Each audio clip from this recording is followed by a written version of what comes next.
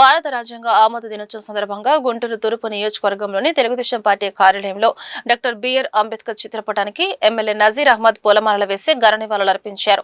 అనంతరం ఎమ్మెల్యే మాట్లాడుతూ భారతదేశంలో కులాలకు మతాలకు అతీతంగా ప్రజలు కలిసిమెలిసి ఉండే విధంగా ఆలోచన చేసిన మహానీయుడు డాక్టర్ బిఆర్ అంబేద్కర్ అని కొనియాడారు. రాజ్యాంగం పట్ల ప్రతి ఒక్కరూ అవగాహన కలిగి ఉండాలని కోరారు.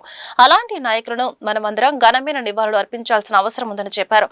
అంబేద్కర్ స్ఫూర్తితో ఈ రోజు అసెంబ్లీలో విద్యార్థులు రాజ్యాంగం పట్ల అవగాహన కోసం విద్యార్థులతో అసెంబ్లీ సమావేశం నిర్వహించారని తెలిపారు. స్ఫూర్తిదాయకంగా నిలిచిన నారా లోకేష్ కు కూటమి ప్రభుత్వానికి ధన్యవాదాలు తెలుపుతున్నారని అన్నారు.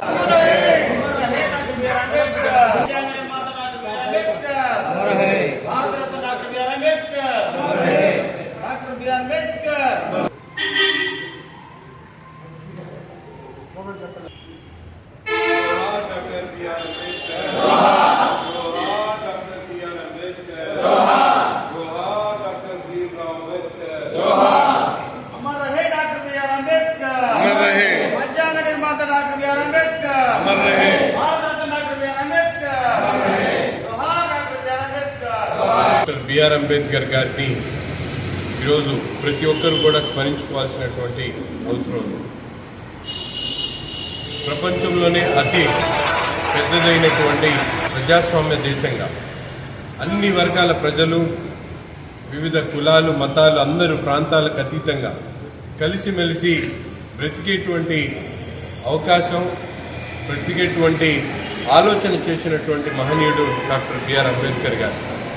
ఆయన రచించినటువంటి రాజ్యాంగం ఈరోజు సామాన్యులకు సైతం హక్కులు కల్పించి బాధ్యతలను గుర్తు తెచ్చి ఈరోజు దేశ విదేశాల్లోనే భారత రాజ్యాంగం పట్ల గౌరవాన్ని కలిగించేటువంటి విధంగా ఆనాడు పునాదులు వేసినటువంటి డాక్టర్ బిఆర్ అంబేద్కర్ గారు రచించినటువంటి రాజ్యాంగ దినోత్సవాన్ని ఈరోజు వాడవాడలా ప్రతి ఒక్కరు కూడా జరుపుకోవాల్సినటువంటి అవసరం ఉంది.